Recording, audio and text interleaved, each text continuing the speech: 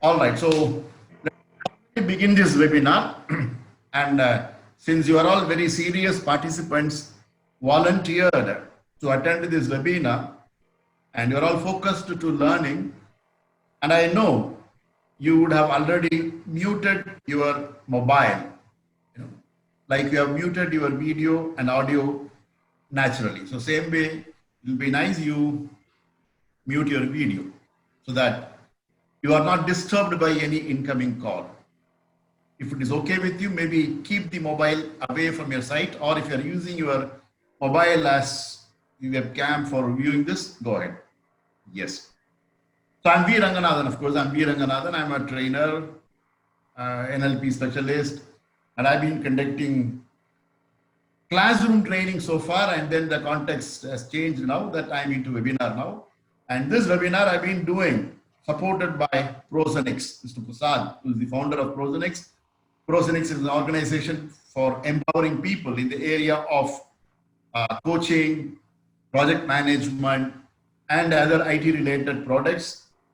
And Prosenix is supporting me also into soft skills. So I've tied up with Prosenix, and then we are into the webinar. So thanks to Mr. Prasad, who is at the back, not in the limelight, who's the back supporting me.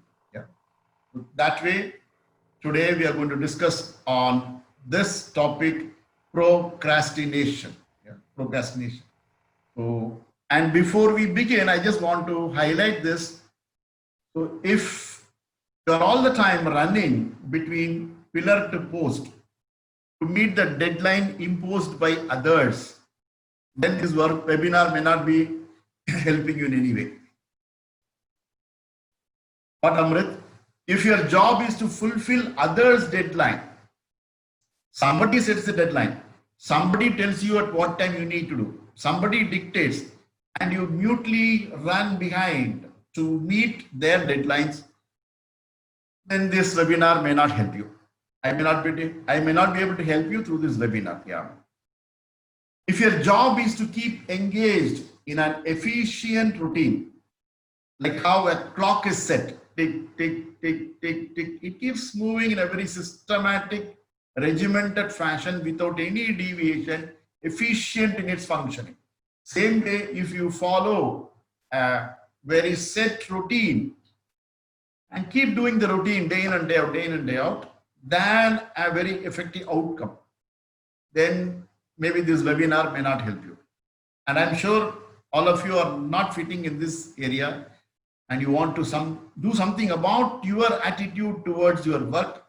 So you are here, and I can understand you're all the right participants for this webinar, and you add value to this webinar. Yeah? So I'm going to share my insights on procrastination and how you can combat procrastination in your life with the tools of neuro-linguistic programming, NLP. So that's where I'm going to share with you. In the process, in the end, of course, you can ask questions, and I can clarify those questions you have. Your doubts I can clarify. More so, I'll be happy in the question hour when you come up with your real life difficulties of addressing this unconscious postponing, helpless postponing of activities. Maybe I can give you a customized clue how you can deal with your life activities. Yeah. Till such time, until I come to the question hour, I request you to be focused on what I'm sharing and to note down the points, whatever that I share with you. If any question is there, mark it at the side.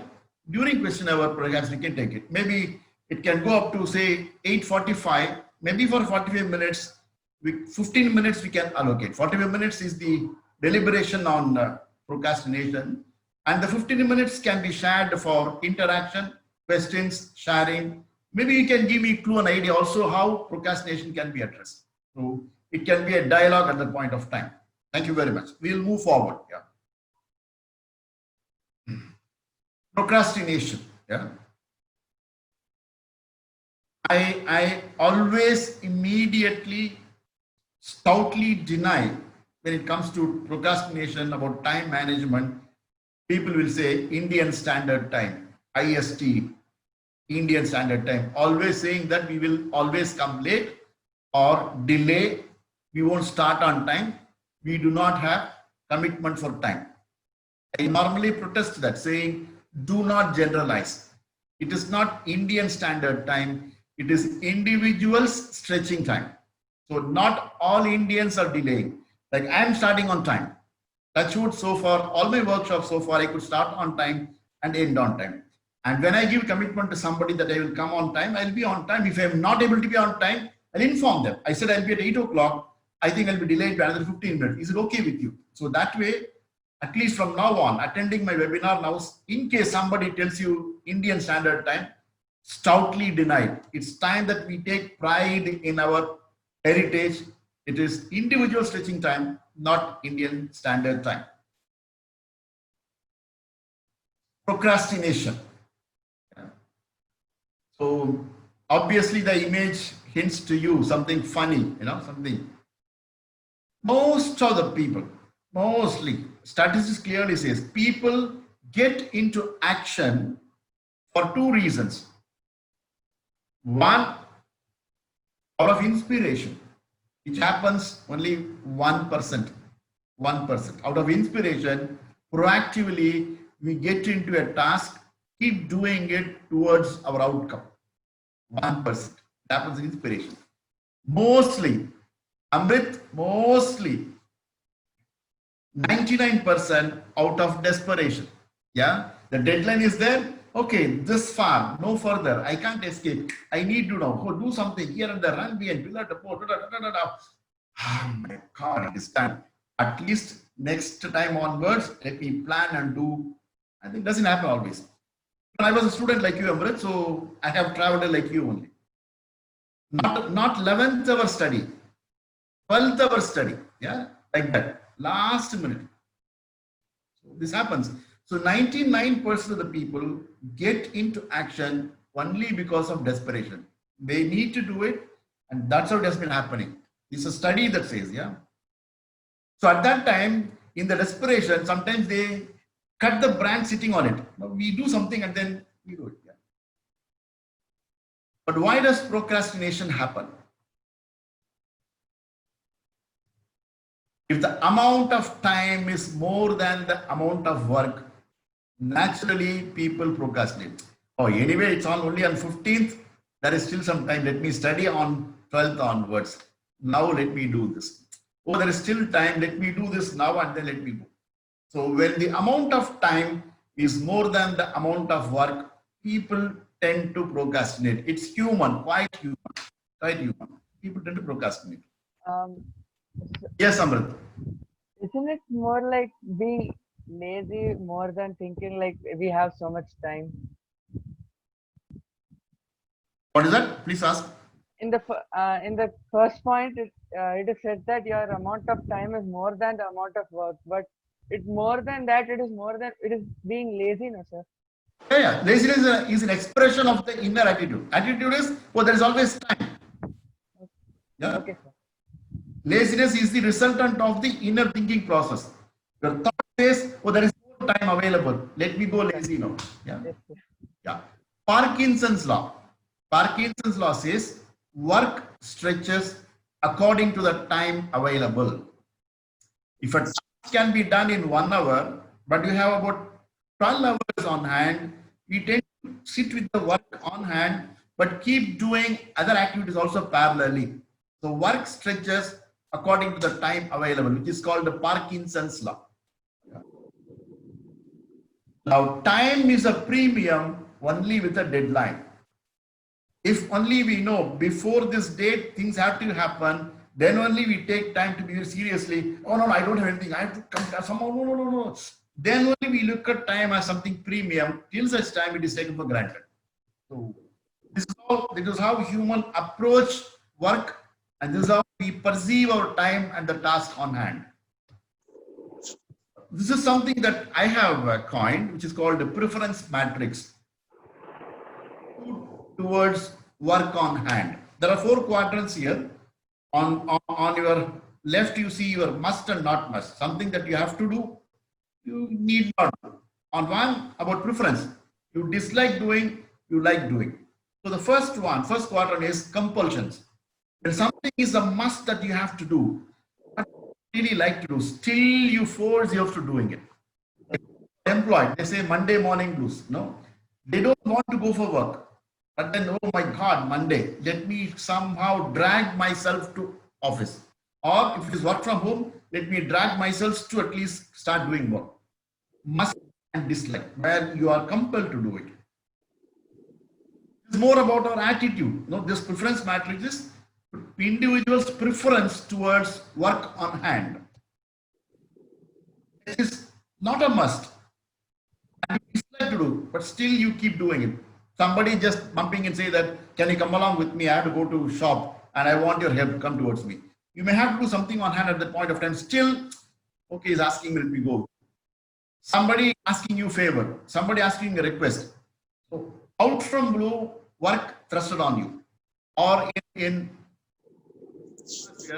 unstructured job, people suddenly coming in and giving you work. Do this.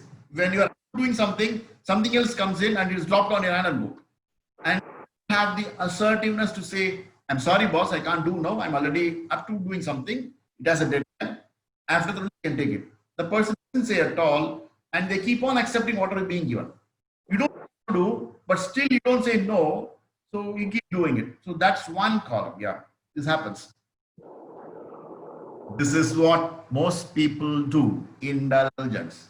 You don't have to really do it, but you really like to do. And in today's context, people often say that they unnecessarily, unknowingly, out of habitual compulsion, spend time in social media, chatting, late chatting, midnight chatting, or playing games.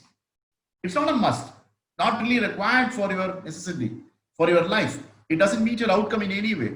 It doesn't give you any productive result also, but you like to do it. It's an indulgence. So people indulge in it. This also can happen. Commitments. It's here that you really put your heart into it and you want to do it because you have decided it's a must for you. It's a self-initiated commitment and task. So you give your heart and soul into it and you like to do it. So leaders, proactive people are in commitment column, must and like. They somehow manage compulsions. If it's possible, they say no and get out of not must and dislike. Indulgence column, in case there is nothing else to do, maybe they go for it. Suddenly there's a bandh happening and you are not able to attend to any routine also. So, okay, let me indulge and in my pleasure activity. Or recreations and all, for a break, you can go into not must, but like and be done in a specific time of time. So this is preference matrix. There's of course, there's a time matrix. If this is a supplement to it, you can say. Time matrix talks of task to be arranged. Here I'm talking of the attitude, here I mentioned. And people habitually procrastinate are often in the indulgence column. And because they are indulgence column, they're not able to focus on commitment, what they really want to do. And so they keep running between pressures and pleasure. They keep running between pressure and pleasure, pressure and pleasure. They don't have self-imposed pressure on them to derive the pleasure of the actual productive results. Yeah. Procrastination, yeah. It is the privilege of human beings. To my understanding, no other species is able to procrastinate. Whereas human beings have the privilege of procrastinating. You can always say no and keep aside. Any other creature, any other species on earth, other life forms on earth have an instinctive behavior that they helplessly go and do it. Keep milk in front of a cat. If the stomach is full, the cat will only look at it and walk away. It doesn't run to catch it. If the cat's stomach is full, even if a rat goes, cat watches, it doesn't go and catch it. Or even if it is dead of the night, it goes and runs and catches and eats. So they have a pre-programmed behavior, whereas human beings can reprogram and have a choice. So procrastination is a privilege of human beings Let us have our right. Yeah. Let us enjoy our privilege. What's wrong? Nothing wrong. Another finding is all genius, they procrastinate recklessly, beyond imagination. All genius. Like they say, Thomas Alva Edison was to go for a marriage wedding reception and he doesn't come out of his lab. Wife is frustrated. So she goes and sends a slip to an attendant. Thomas Alva Edison's cremation at 8 p.m. Your presence is needed. So Thomas Alva Edison sees it, writes it back. I am busy, I cannot come. He sends it back. So they are so much obsessively involved in their own activity and world, they simply slight all other regular activities of life. So they don't come along with this normal parameters of time frame, time slot, and work at all. So all genius procrastinate. They know only one thing. Rest of this, I don't know when I can do. Let me see. They don't give any commitment at all. They don't fit into the normal parameters of human interaction at all. They have that, they are living their own world. So if you're procrastinating, check if you're a genius. If you're a genius, work on that. Now, actually, the truth is people don't procrastinate. People don't procrastinate. Procrastination happens in them. It just happens in them. We don't decisively procrastinate. Nobody says, I'm going to procrastinate and do. It just happens. People who procrastinate, ask them what you're doing, they'll say, I'm doing a webinar. But they will not be doing webinar, they'll be doing something else. Consciously, they will admit they are on the work, but annoyingly or helplessly, they'll be doing something else. So there is one on the name will be that I'm at work, but some other work will be going on. Like those days in the beginning of computerization, where I was working. So I thought people are busy in front of the system, thinking that they're all genius people, wise people, they are using computer. But later I came to know they're all only playing cards in sitting in front of the system. Playing cards they are playing. But I was thinking they're all seriously working. So people do not procrastinate decisively. It happens in them. For the simple fact that when the amount of time is available more than the quantity of work, we tend to dilute the work and keep doing it at our own pace, not at the intended time slot. I mean, we tend to fill the hour with work.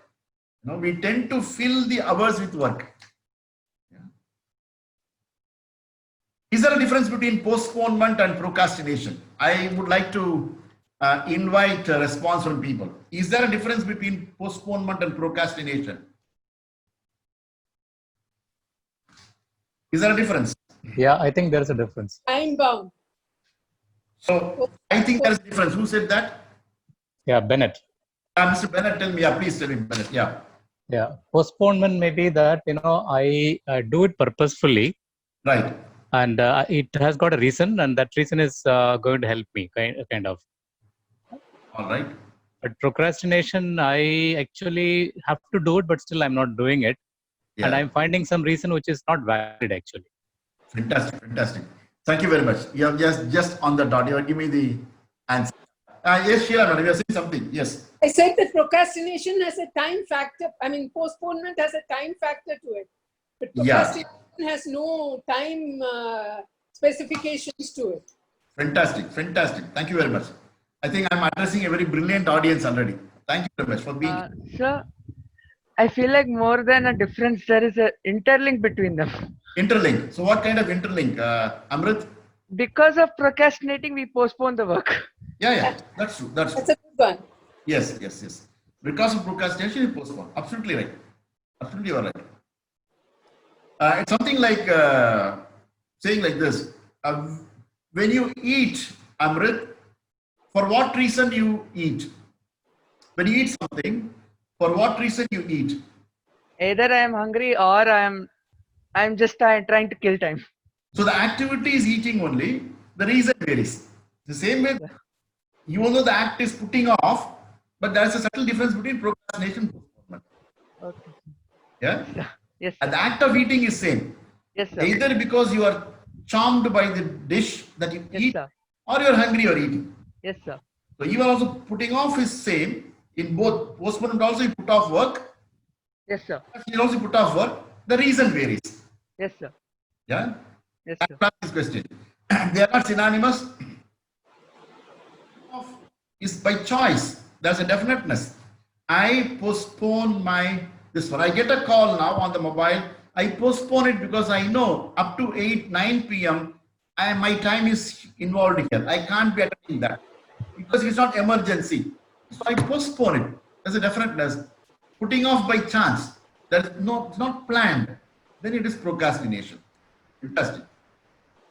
Now, 6 warning signs of procrastination. That's what psychologists say, from where I'm sharing with you. Yeah.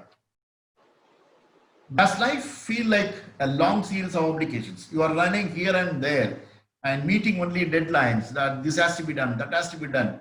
People set the agenda, you keep going around, they don't know how. So it leads you to some sort of agitation, a sleeplessness, a restlessness, some kind of unfulfilled existence every day doing work. Then you tend to procrastinate. There are chances that you tend to procrastinate. Are you unrealistic about time? When a task needs to be done, if the task takes about 3 hours, you say it can be done in 1 hour. Or you say that when do you want to achieve your task? In 1 month. If the task can take about 6 months, you say 1 month. That means you have no clear perception of time frame, time scale. So either you over promise or under promise. What can be done in 1 month, you say I'll do it immediately.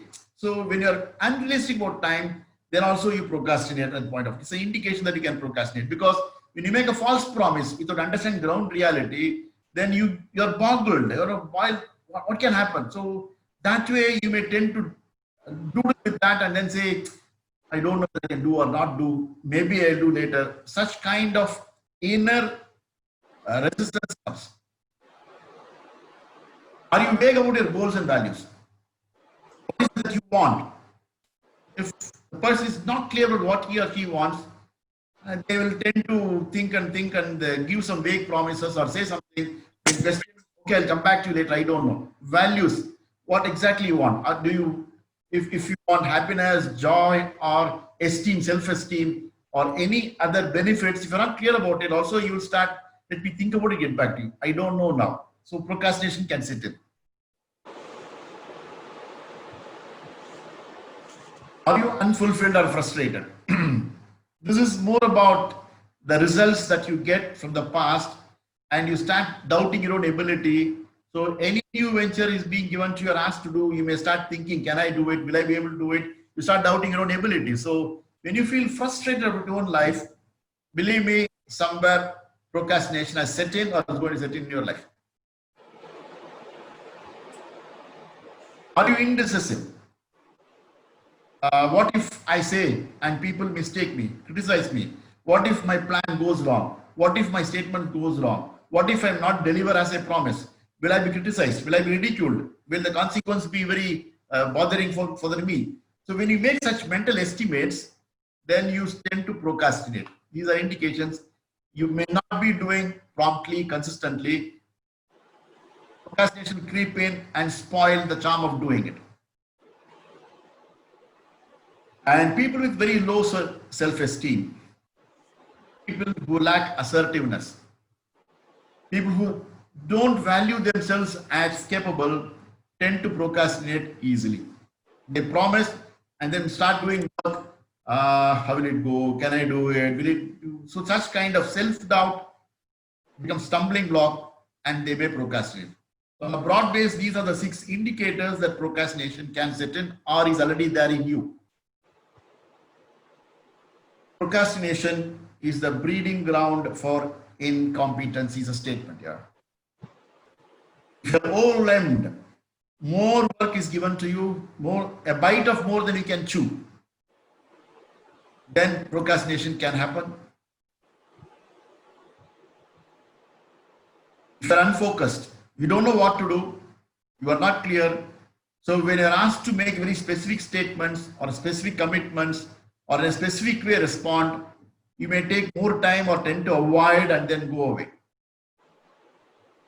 You are stressed for various reasons. You may be capable, you are capable of doing and you want to do it, but for various reasons, the stress can creep in at the point of time, physical, emotional, whatever. Maybe you procrastinate at that time. If the stress is short-lived, yes, you bounce back and start functioning normally, effectively, seriously. But if it is an underlying current, stress is the underlying current of your life, for various reasons, then procrastination becomes natural for you. Unless otherwise somebody pushes you in the back, you may tend to only sit idle, doodle, and then keep postponing. If you are self-conscious, what will people think of me? What will people say about me? What will happen to me? This, that, all those things. Normally people who are self-conscious, who give unreasonable weightage to others' opinion of their performance, tend to procrastinate. They may not do promptly, easily, naturally, and they may be not ready to face criticism also, so they tend to avoid. And perfection syndrome. When I do it, I want to do it perfectly. Otherwise, I will not do it. Such people tend to naturally procrastinate. These are the reasons that people procrastinate. Yeah. Now, there's a psychology definition. Dennis Wright is a famous author, Psychology of Winning, Seeds for Greatness. He's a motivational speaker, writer. He has written a number of books. He says procrastination is a neurotic form of self-defensive behavior. Different ways of saying that maybe I'm not ready now. I think I'm this one today. I'm not feeling all right. My headache is there. This that you tend to give some excuse, shy away, and then walk away without committing to do at that point of time or giving a concrete promise to do. So procrastination is a neurotic form of self-defensive behavior. It is cheating oneself. Honestly saying, it is cheating yourself when you procrastinate. Why we procrastinate?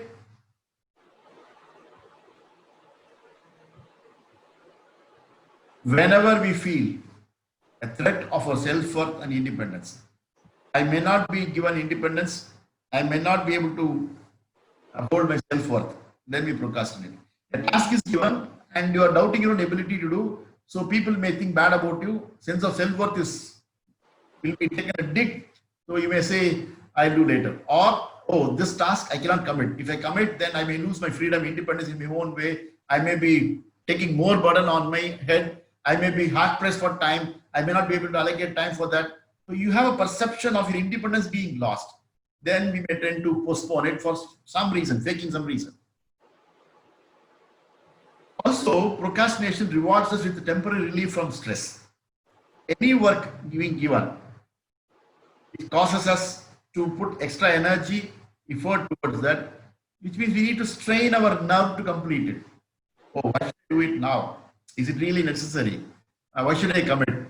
No, let me do it later. Or the task needs to be done, but you perceive it to be a strain at the point of time, causing you pain internally. Okay, let me do it later. Yeah, it's okay. Let us see. If you ask, let me see. So it's a temporary relief from the stress. It's a reward you give it to yourself. This is one major reason that people tend to postpone, because fear of failure. What if things go wrong? But if it goes wrong, the consequence will be really damaging for me. I may not be able to face it. Let me push it, not now, let me push it. So people procrastinate. Perfection syndrome, fear of imperfection. Much more than that, fear of success.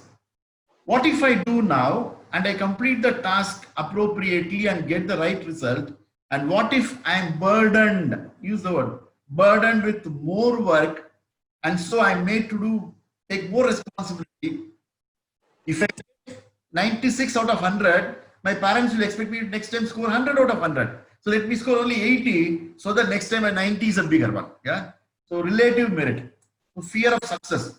Even this could be the reason people procrastinate. Yeah. The greatest fear, according to psychology, more than the fear of death, they say, more than the fear of death, more than the fear of public speaking, which is what is said much. Normally for human beings existing on earth, The greatest fear is fear of losing familiarity. Comfort zone, we say, comfort zone. Comfort zone is where we are familiar with everything.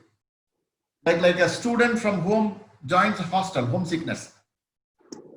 Atmosphere is lost. So we want to get back to familiar zone, whatever happens. Even we go out to a very, maybe years out, after 4 or 5 days we feel bored. When can we return home? For a change, we go for 3-4 days. But then we feel comfortable only we get back home. So want to habituate and become familiar in the atmosphere. If you become familiar, then only your mind accepts it and become familiar. I mean, become happy and joyous. So the basic need is that, am I in my familiar zone? If I'm not in my familiar zone, then it is a threat for me. It's basically our basic reptilian brain, the primitive brain, which joins from our stem at the base of the brain. It's our genetic, we can say, and human beings are endowed with creative thinking. For the prefrontal cortex, with that we can reprogram and come out of it. Though basically we want to be in comfort zone, we can always reprogram it and we can come to comfort zone to achieve greater things. But procrastination is good if you can use your procrastination to come out of unwanted habits and behaviors. Postpone negatives. If you can happily procrastinate negatives, you are going to gain. Double negative makes it positive. If you study your pattern of procrastination, the same strategy you apply for unwanted behavior, then you will be able to happily procrastinate. So procrastination per se is not wrong or bad. In which context do we procrastinate is what makes the difference between appropriate or inappropriate. NLP says every behavior has a positive intention. Even a person procrastinating has a positive intention of feeling safe. That's why he does it.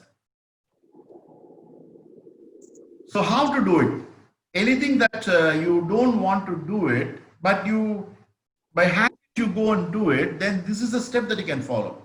Instead of saying, I will not do it from now on, where there's a conflict happening between your subconscious programming and your conscious decision, then there's always conflict happening. But believe me, when there is a conflict between head and heart, always heart overtakes. All intellectual calculations go for a 6 in the emotionally hijacked situation. All intellectual calculation goes for a 6 in the emotionally hijacked situation. Our emotions always overtake intellectual calculation. This is the fact of human life. Yeah. Basically, we are all as people. We are emotional beings. How to do it is, instead of saying I will never do it, just postpone it by 5 minutes. What is delayed gratification? The word is delayed gratification. For example, the common people normally come to me for picking up addictions. I tell people, don't say that you want to give up. Postpone. Supposing after a meal you go for a smoke immediately, compulsively, don't go smoke immediately. Wait minutes. In 5 minutes, wait. I am now postponing my smoking for 5 minutes. I am postponing my smoking for 5 minutes. So when you keep saying it, your belief system will say, yeah, you can postpone. You can postpone. Time the person has a belief system that he is in the possession of that habit, by that habit, and instead of being possessed by the habit, you start possessing the habit by delaying it. So instead of saying, I will never do it from tomorrow onwards, and tomorrow never comes, instead of that, postpone 5 minutes, and 5 minutes you reach out to your smoke and say, I could delay 5 minutes today. Yourself for that delay. Appreciate yourself for the delay. So from 5 minutes to 10 minutes, 10 minutes to 15 minutes, half a day to 1 day. And if you could postpone for 1 day, from day, then onward it becomes easier. So when you habituate, believe that you can say no to unwanted habits, then your brain believes you can say no. So, and after some time, you can wipe out from your system what you don't want at all. So instead of suddenly fighting it, behave in this way. Just postpone, postpone, postpone. Get into the habit of postponing what you don't want. We are happy postponing what we want and feel unhappy. But postpone what you don't want, feel happy. Why don't you give yourself happiness? So this way, delay it, habituate yourself to say no. This will give you enormous confidence about operating your own thinking and your behavior. Now, there is something called neurological level in NLP. It's about human response system. If the environment makes a delay in you and you cannot do anything about it, either you have to live with it or do away with it. So find out when you say you are procrastinating, is my environment responsible for my procrastination or am I responsible for procrastination? Just think about it. Is it about one particular task or generally I'm procrastinating? Find out. So is my environment responsible for procrastination? Find out. Bring it to awareness. Where and when and how you procrastinate. Environment is one reason. To behavior. It's your behavior for you to simply postpone. Come anything, let me do it later. Come anything, let me do it later. I know a guy who pushes everything to the last minute. He says, only then I do it faster and I do it better. So he deliberately pushes it down. It's a behavior for him. But for you, you want to do it, but you have something else to do it. So behavior which is causing, then we can work on behavior and then come out of procrastination. It's a capability. A task is given to me and I doubt my ability to do it. Am I equipped to do it? Do I have the skill set to do it? Can I do it correctly? Or do I need to add any skill towards it and then only I can do it? So I start doubting my own ability. So is it my capability which is postponing? Find out. Get your awareness. Beliefs and values. Your own beliefs. No, that's a right task. That's a wrong task. Oh, even though it is given to me, it doesn't go with my belief system. I cannot do it. Should I do it? If you're in a dilemma, for example, students, since Amrit is here, students, if the father compels the son to study engineering, the son wants to do cinematography, then the son habitually delays studying. Why the heck should I study here? It's because my father has compelled me. Like I want to do engineering, but because my neighbor's son did ICWI, went to Nigeria, my father also puts me to ICWI. So you must do CA and ICWI only so that you can go to Nigeria. Whereas the son would say, I want to do engineering. So something is compelled on you. It goes against your beliefs and values. So you may be doodling with it. Should I do it? Should I not do it? It can happen. So that could be a reason for postponement. Identity. Oh no, I'm a procrastinator only. I can't do things on time. That's my fate. Maybe my horoscope is like that. Maybe my genetically like that. Maybe because of this. So you tend to believe yourself as a personality, as a habitual procrastinator. So it could happen that way also. So it could be one of these. We will address one by one how to deal with this. Yeah. Now, if the environment is not conducive, then change the elements in the environment. You are in a place where people are disturbing you, then tell them to get away from your place. Or you change your seating, change your place. No, you can't do anything with it. So you change yourself in the atmosphere. You get out of the atmosphere totally. Like for example, in the corporate career, you look for growth and you don't see growth in the atmosphere. Then you sit with your HR, sit with your boss, ask for details, change the elements in the atmosphere over there for you to raise in the ladder. But when you say that you don't find any growth over there, change the company. That's the only way. So instead of delaying your growth, so if the environment is only reason, change the elements in the environment or totally change your environment. That's the only way it's possible. Yeah. Like circle of influence, circle of concern, like Stephen Covey says. Yeah. Okay. Now, postpone the postponement. If it is behavior, by nature you don't know, you're helplessly, then postpone the postponement. What do I mean by that?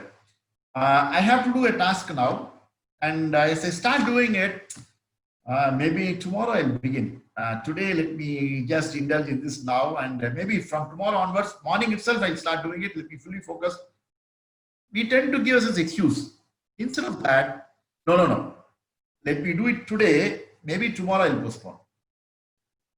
Instead of I postpone today and wanting to do tomorrow, I do today now. Whatever I can do today. It could be even just moving one bit, 1% of work only. But let me begin today. Let me do it today. Tomorrow maybe I can postpone. Now this habit pattern, I suggest to people who come to me for doing exercises. People, when they come for coaching or counseling, whatever, at that point they say, I want to go for walking, but I'm not doing it. I'm not doing consistently. I just go for 2 days. After that, I stop. I don't know why. I tell them that the day when you get up and you don't feel like going, that is the day you must go for walking, and say, tomorrow I'll postpone it. When you change that pattern, then you will be amazed to find that you break the pattern of procrastination to doing it. So postpone the postponement is one beautiful methodology of, if the behavior is the reason for your procrastination, this tool can help you a lot. Shut down. So if the capability, can I do it? Too big, overwhelmed. So break it down to smaller components, do it inch by inch, smaller by smaller, smaller by smaller, part by part, then you can achieve the whole. It's easy. If capability is the reason, then start. Because a long journey of 1,000 miles starts with one step at a time. Yeah. Step by step, we move forward. Same way, if it is overwhelming, you have to do it. It's an important task for your growth. You have to do it. At that time, divide the task into small parts and do it. For example, now walking. Now I need to go for walking. But my God, I have to go for walking. How can I go for walking? Instead of in the large chunk, instead of being bogged down by walking today, what is the first step I do? I get up from bed. Next step, I go for my wash. Third step, I wear my shoes on. Fourth step, I get out of my house. So just get out. Instead of lying on bed and thinking, can I go for walking today, tomorrow, instead of that, just get up from bed. First task. Having got up, walk into the bathroom. Have your brush. Whatever morning ablution, do it. Then next, oh, this is done, fantastic. Then wear your shoes, walking shoes, whatever. Once it is worn, then maybe you'll be tempted to walk. So do it in parts, it can be done. This is what is important on beliefs and values. It's an emotional hijack. Now, how crisis comes, jokingly, one Swami Dayananda Saraswati of Arsha Vidyapeetham used to say, how crisis comes in life. He says in a very, very humorous way, as a Swami, he has to eat whatever the devotees offer. And he doesn't like bitter gourd at all. So wherever he goes for bhiksha is food offered to him. So when people keep what he doesn't like, he will eat that first. So that what is left over is only what is very pleasant for him. So same way, he goes for a bhiksha to a town. There in the house, the mother of the house, the woman serves him food, and he looks at the dishes served over there. Bitter gourd is there. Fantastic. Oh, this is bitter gourd. Let me eat it first. So that when I complete bitter gourd, whatever left is something nice dishes that I can eat. So he first gulps bitter gourd. Noticing this, the guest there, oh, Swamiji likes bitter gourd. He gives a second round of serving. He says, oh, enough, thank you. And he somehow gulps it down, completes it, feels relieved. Then next day, next house in that town, next house in the same town, because he has gone there for a lecture.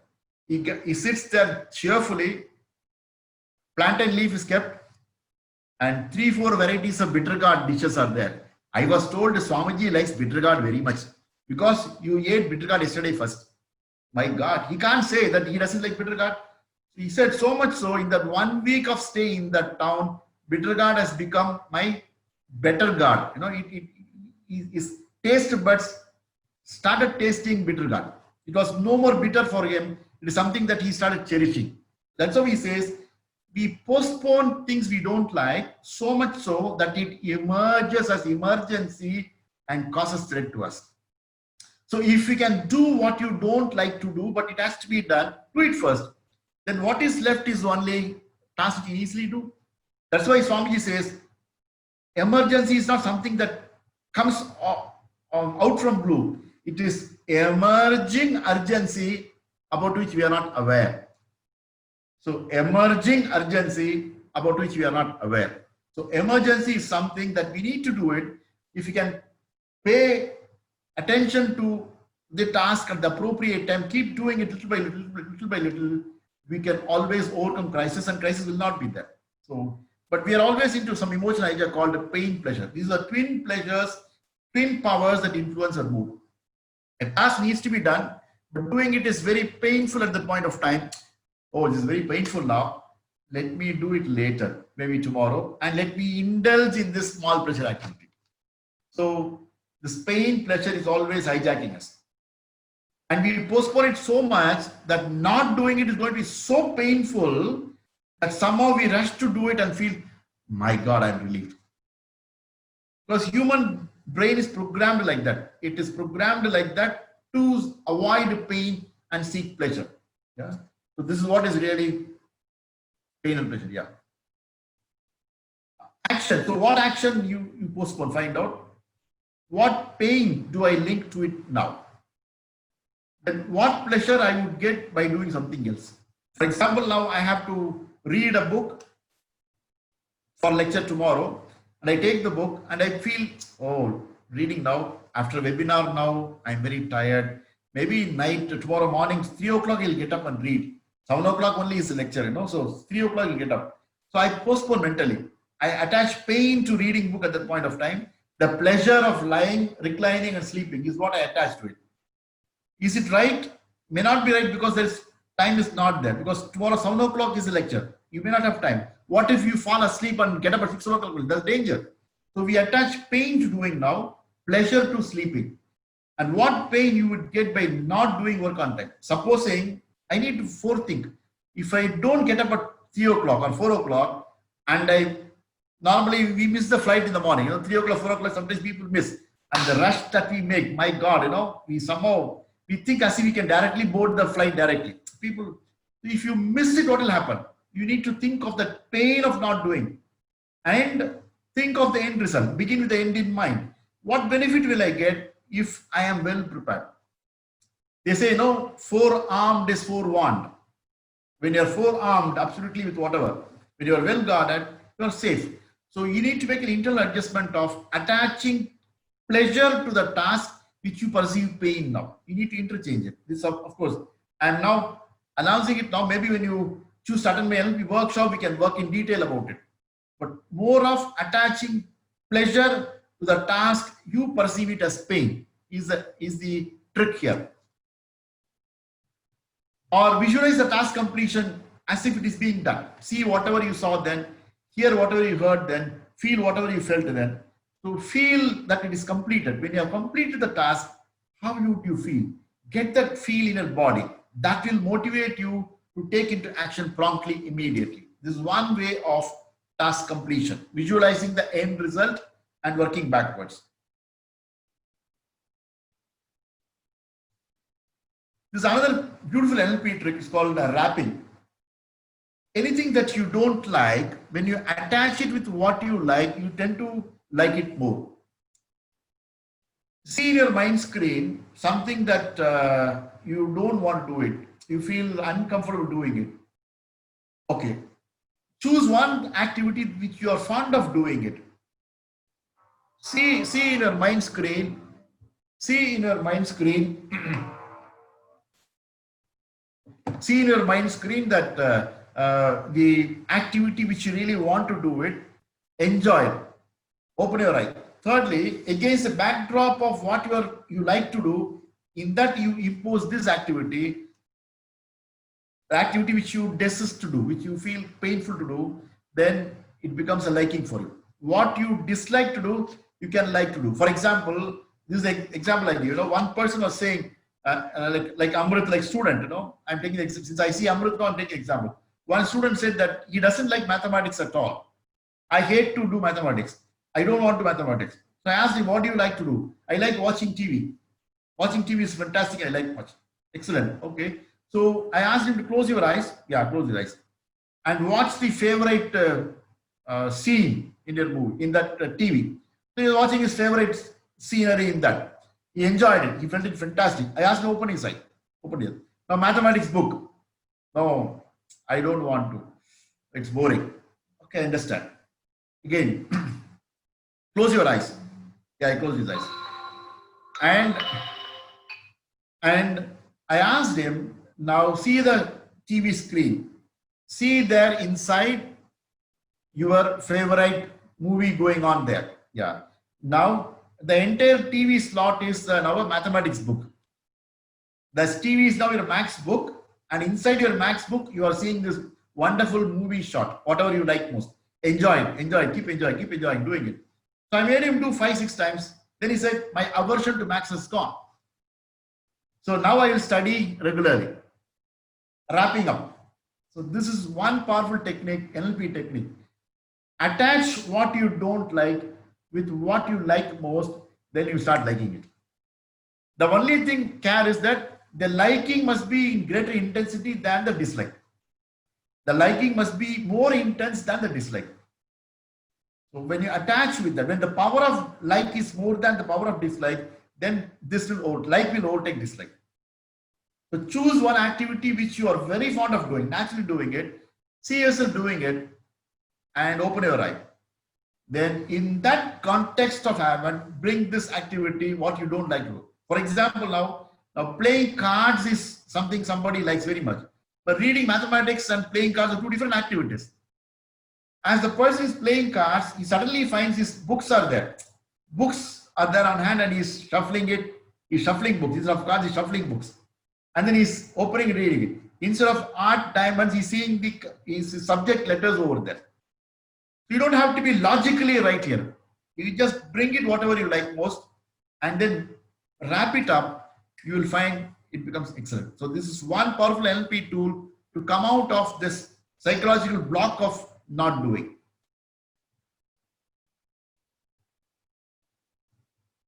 If it is identity, I don't think, I'm a guy, I always postpone.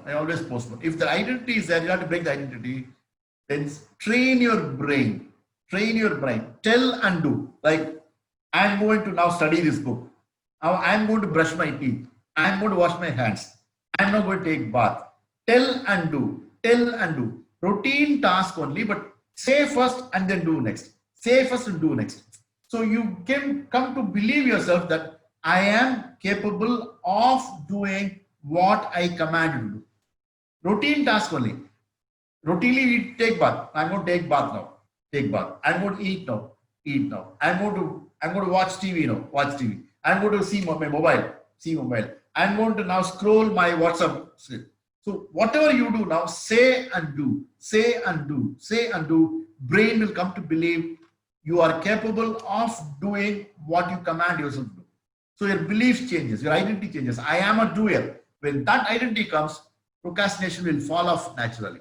So this is a very powerful NLP tool. You can do it. So with this, I am concluding all that. Over to you for questions before we wrap up. Yeah. I now stop share and come to you for any questions and queries.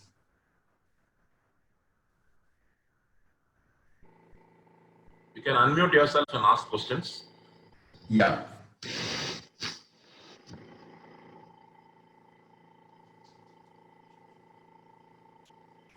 I think people are procrastinating to ask questions. No, they are not procrastinating. They are pondering. Pondering. See, if a subordinate does not do the work on time, he is procrastinating. If the boss is not doing the work on time, he is pondering.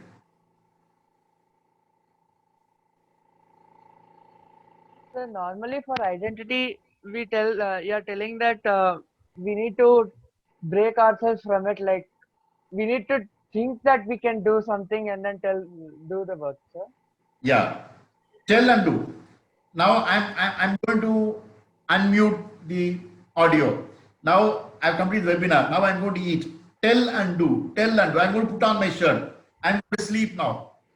Routine activities. Say and do. Yeah. Do you do this? Something. Yeah. Yeah, I wanted to know the same thing. I mean, do you do it as a practice for a period of time, all the activities that you're doing in a day? Yes, until you believe, yes, you are not a procrastinator. Because identity is I'm a procrastinator. I don't do anything I promise to do. I'm not of that type. To break that identity, this can help you a lot. Tell and do. Yeah. Any questions? Yeah, Srinath, please. Yeah, Ranga. So I like the tell and do aspect of it. What I usually do is I probably put in a calendar. Let's say I want to do something tomorrow. I want to put in a calendar in my mobile and ensure that it is done. Fantastic. Right. So it is similar to tell and do, but in different manner. Fantastic. Yeah. Right. I also like your chunking into small things. That is a good one because typically we procrastinate because it's very overwhelming. Yes. Break down into small chunks and see what you can do to complete those, rather than saying that there's too much work to do. Yes. Exactly. Because there's a story of Chandragupta Maurya when Nandas took over the kingdom. Chandragupta Maurya could not capture the kingdom. Chanakya finally came and guided him. But before that, Chandragupta Maurya was always going and fighting with Nandas and losing the battle. So in one of the battles he lost, and then he was taking rest in a house. Those days, any house he could always go and stay, not like locked and out. So like that, in one of the houses he would be taking rest, and inside the house, the elder woman over there would tell his grandson, "Are you a fool like Chandragupta Maurya?" He would be alarmed. Why is she saying? Then he goes and asks the mother, "You said about Chandragupta Maurya. What did he say?" No, I have served food to my grandson. It's very hot. He kept his hand at the center. That's why I said he is like Chandragupta Maurya. But what is the connection? No. See, Chandragupta Maurya, with a small army, he directly comes and big army of Nandas. If he's really wise enough, with a small capture the villages at the border of the country, in the goodwill of people, gather support and come towards the capital later. Instead of that, prove his valor, he directly comes and fights. Like my grandson, kept his hand at the center of the foot, which is very hard. Take it from the corners.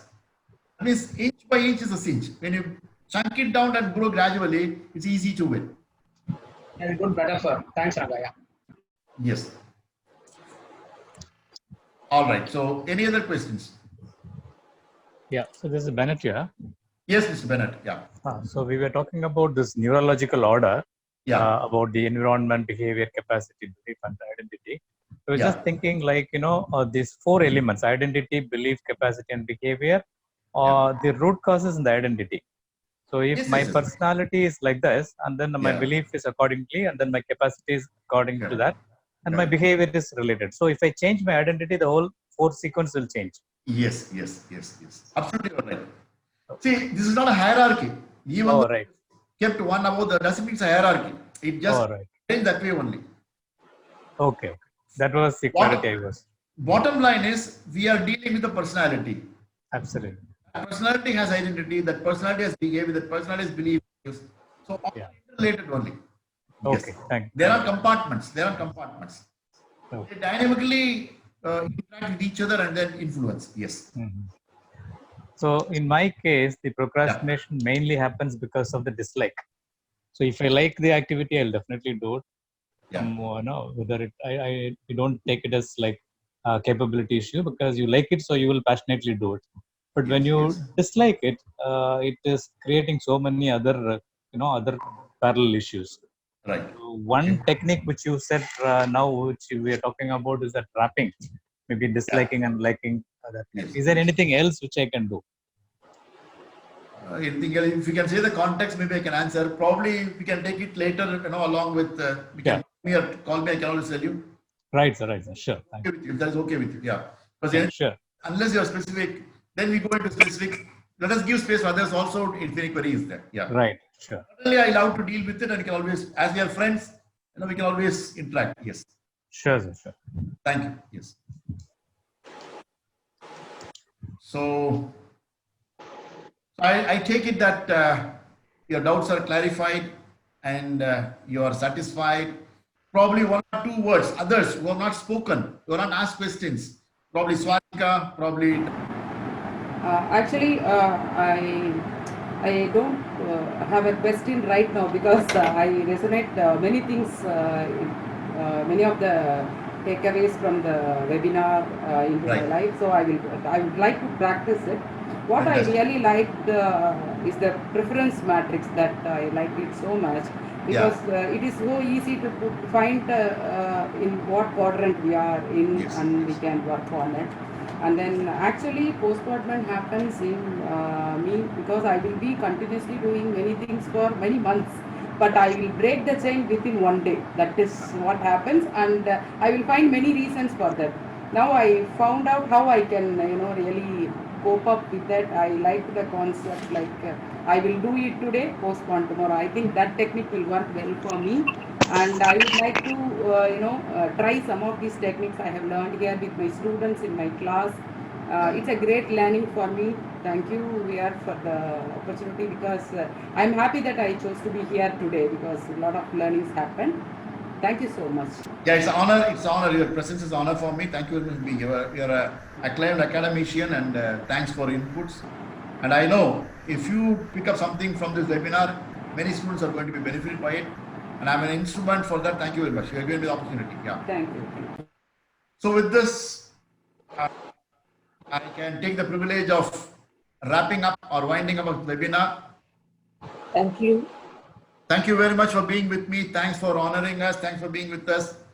Maybe in the next webinar we can meet. Like the focus matrix, like this preference matrix, I have devised a focus matrix also maybe in the next webinar whenever on focus when we deal with Daniel Goleman, because our good Srinath is going to talk on emotional intelligence this week in his webinar. He said, I'm not able to be a part of that. Of course, day after tomorrow, he said about emotional intelligence. Daniel Goleman talks of being focused.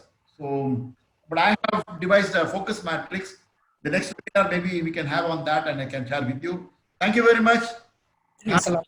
Thank you, sir. Thank you very much, Stay safe. Raghavan. Thank you. Bye bye. Thank you, sir. Thank you so much. Bye. Thank you so much. Bye.